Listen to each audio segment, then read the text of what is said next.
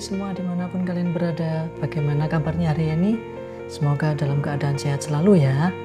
Nah adik-adik, materi pembelajaran kelas 4 kali ini yaitu tema 6, cita-citaku, subtema 1, aku dan cita-citaku, pembelajaran yang ke-1. Sebelum kita memulai pembelajaran pada hari ini, marilah kita berdoa dulu menurut agama dan keyakinan kita masing-masing. Berdoa dimulai.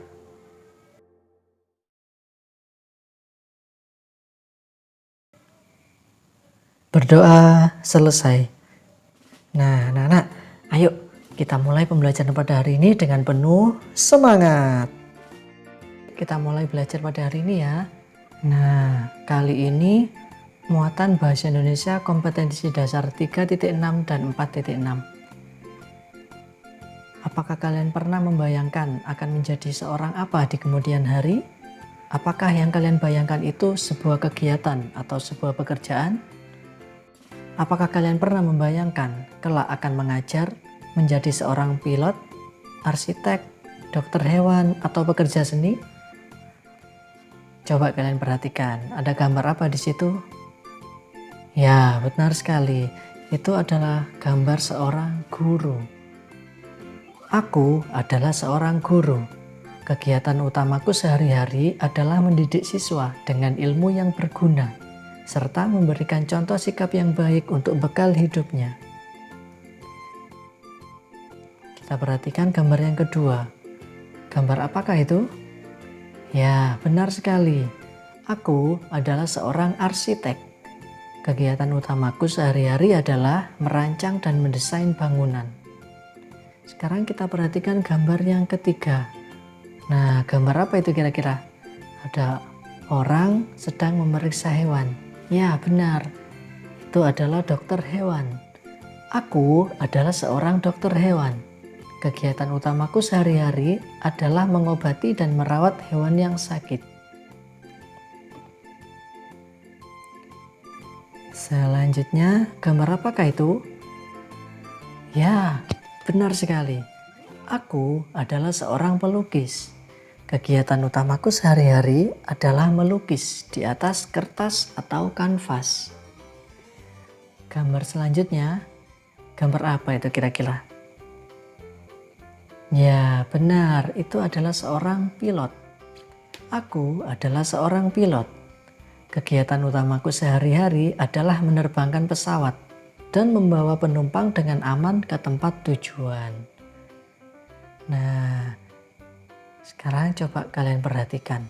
Di situ ada teks yang berjudul cita-citaku. Kira-kira menurut kalian ini karya apa? Ya, benar sekali. Ini adalah puisi yang berjudul cita-citaku. Kalian pernah membaca puisi? Nah, tentu pernah ya. Coba kita simak puisi berikut ini. Cita-citaku, anganku melayang ke masa depan. Aku ingin menjadi seorang guru. Guru adalah pejuang ilmu di garis depan. Guru tanpa pamrih berbagi ilmu. Aku akan berusaha mencapai cita-cita. Takkan lelah aku mencari ilmu. Takkan aku berpangku tangan saja demi tercapainya cita-citaku. Nah, teks yang berjudul cita-citaku di atas merupakan karya yang disebut puisi. Nah, apa itu puisi? Apa ciri-ciri puisi? Kita simak lagi teks yang berjudul cita-citaku tadi ya. Nah, cita-citaku itu merupakan judul puisi. Nah, sekarang kita lihat ini bagian-bagian dari puisi ya, nak ya.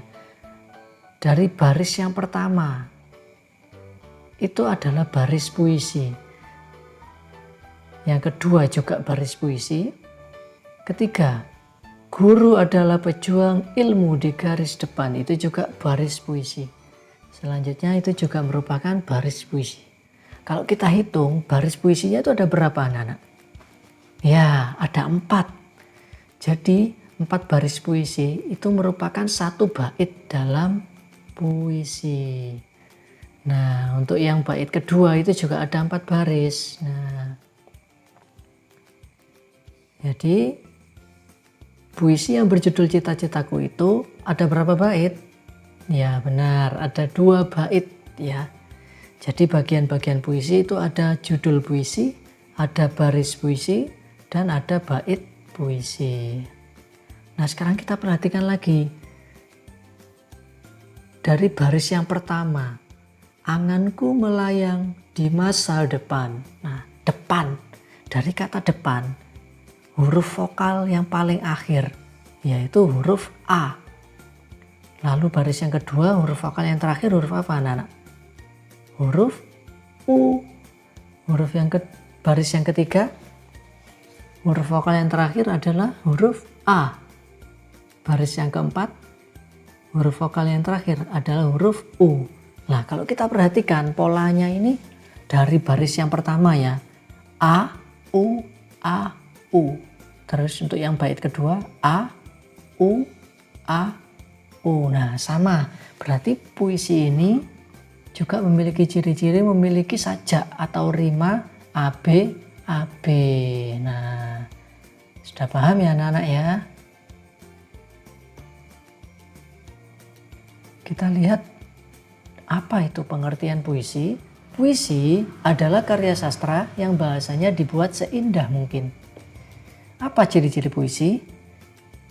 Ciri-ciri puisi adalah yang pertama, penulisan puisi dituangkan dalam bentuk bait-bait yang terdiri atas baris-baris. Yang kedua, setiap bait terdiri atas 4 baris. Yang ketiga, puisi memiliki sajak atau rima AB-AB.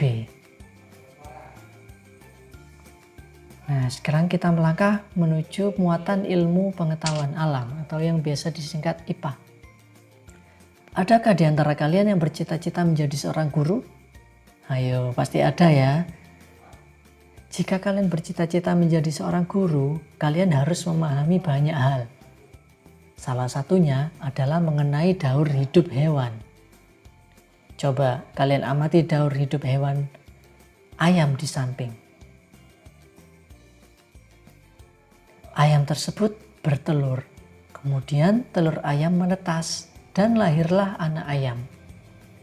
Anak ayam tumbuh semakin besar dan menjadi ayam dewasa. Ayam dewasa akan bertelur lagi dan daur hidup ayam akan terulang kembali. Anak ayam tidak mengalami perubahan bentuk saat menjadi ayam dewasa. Nah, ayam hanya mengalami perubahan ukuran dan warna bulu saja. Oleh karena itu, karena ayam tidak mengalami perubahan bentuk pada tahapan pertumbuhannya, maka ayam dapat dikatakan tidak mengalami metamorfosis. Nah, coba kita bandingkan dengan hewan yang satu ini. Kalian pasti pernah melihat hewan yang satu ini, bukan? Ya benar, ini adalah hewan kupu-kupu. Sekarang coba perhatikan daur hidup kupu-kupu di samping. Sekarang awalnya telur menetas menjadi ulat. Kemudian ulat menjadi kepompong. Kepompong berubah menjadi kupu-kupu muda. Kemudian tumbuh menjadi kupu-kupu dewasa.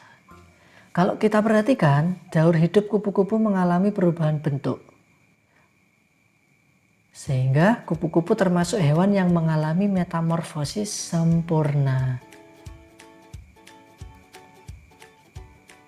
Nah, sekarang coba perhatikan. Semua makhluk hidup mengalami pertumbuhan dan perkembangan. Hewan dan manusia mengalami beberapa tahapan pertumbuhan dan perkembangan dalam kehidupannya. Tahapan pertumbuhan dan perkembangan hewan membentuk sebuah siklus hidup atau daur hidup.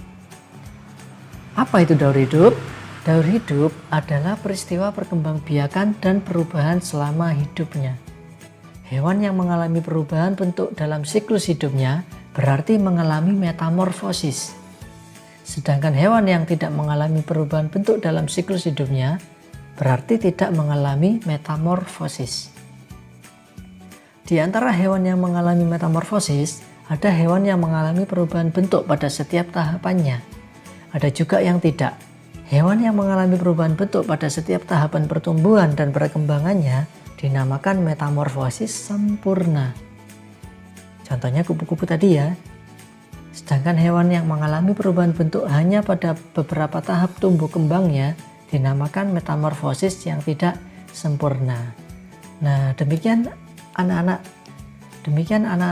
pembelajaran kelas 4 tema 6 cita-citaku. Subtema 1 aku dan cita-citaku, pembelajaran yang ke-1. Kita akan berjumpa lagi di pembelajarannya selanjutnya. Tetap semangat dalam belajar dan tetap jaga kesehatan ya. Wassalamualaikum warahmatullahi wabarakatuh.